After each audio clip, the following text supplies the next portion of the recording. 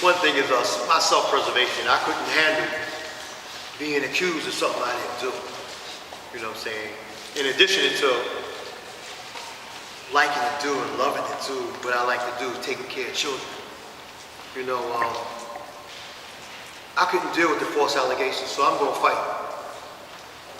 I'm going to learn how to fight. You know what I'm saying? I want to keep the courage, get the courage to fight. Don't we, right?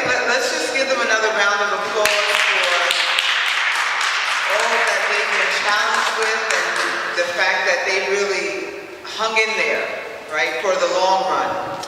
And so I really would like for the panelists to talk about what really kept them going, kept their hope alive in terms of being a foster parent with all the challenges that you're faced with having children placed into your home and not knowing what their diagnosis may be, what their traumas may be, what their triggers may be, not knowing what their home life was coming into your home, not knowing what their expectations are, you know, just really taking in a child and accepting them as they are and not having any background information on them. So you're essentially accepting a stranger into your home and knowing that you're going to be 110% accountable for every action that this child does, any challenges that this child has, any, you know, issues that this child may be challenged with. You are really charged as a parent and as an expert to have to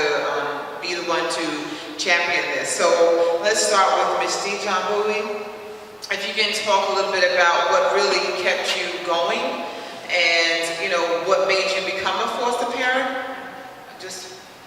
So what made me basically become a foster parent is, again, working in child welfare, working in foster care. I was actually working in foster care, and I just said to myself, this is something that I wanted to do. I had one biological child.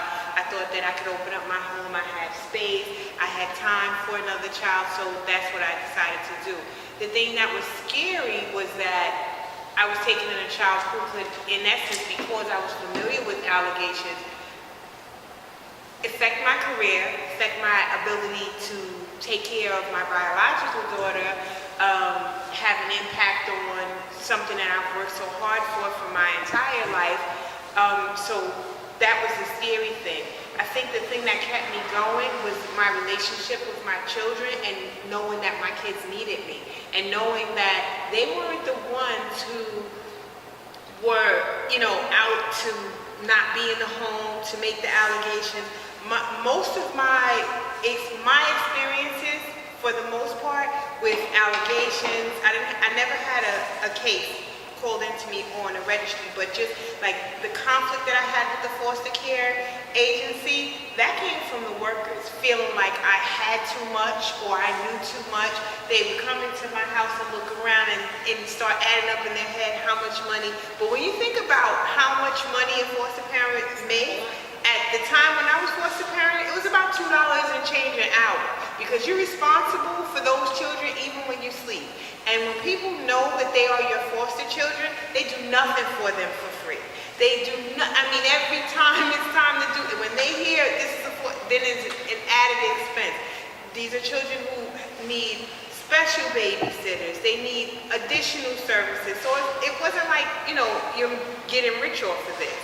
I think that another thing that kept me going was I sort of like a challenge. So the more they challenged me and the more they denied things from my children, it fueled me to keep going, and it fueled me to show my kids, look at this. They don't want you to go further because they feel like you're in a home where you have, I remember being a home finder, and the first thing they told me was to make sure that I didn't certify a social worker and a teacher. And the reason why is because social workers advocate way too much and teachers do too much also. So they didn't want those two people.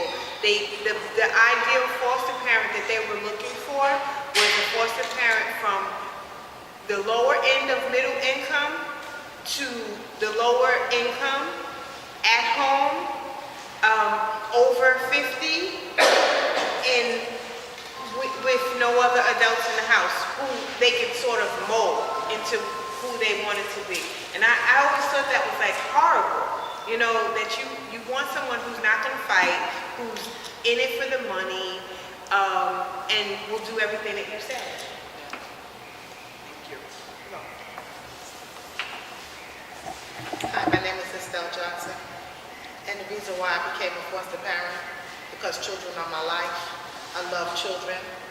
When I was little, my grandmother raised me. I wasn't really raised by my mom, and my grandmother would give me everything in the world.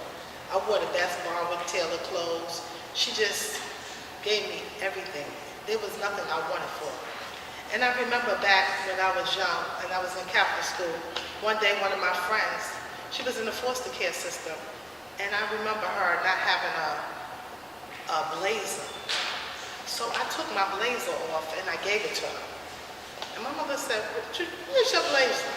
I said I gave it away because a little girl in the class didn't have a blazer, and I knew that I had a lot, so I gave it to her. And I said when I grow up, that I was going to take children in and make a difference in their lives. I was going to give them everything that my mother gave them. And I was going to try to be the best parent that I possibly could. I've had a lot of children in my care. A lot of times the children didn't come with the right services, so they would make up lies. But what I found about being a foster parent is that when you give the children the right love and guidance, you don't have that much problem with them. You have problems with maybe kids getting jealous of one another or something like that. But most of the time, my career of dealing with children was a good one. I didn't have too many bad ones. I can remember a few coming in here, where am I sleeping this piece? I'd be like, what? I laughed. So she was smoking weed, she was hanging out, she was being with the wrong crowd, she didn't want to go to school. So ACS called me. I said, oh, y'all calling me? I thought I was a child abuser. I thought that. So the ACS worker asked me, she said, well, would you take your niece? I said, of course I'm going to take my niece. So I took my niece in. My niece was failing every class. She had not been to school a whole year. I took my niece under my guide. I showed her guidance. I bought her everything that she needed to get to school. And I told her, you're getting out this door, and you got to do what you got to do. Because first of all, I already knew that my niece could do it. I knew that she was the type of child that you need a little pushing. She needed some guidance. And my niece and her mother couldn't give her that. But I gave her that guidance. I took care of her. I made sure that she had everything she needed to get out that door. When she got up in the morning, I said, you're getting out this door. To school. She used to make all kinds of going to school.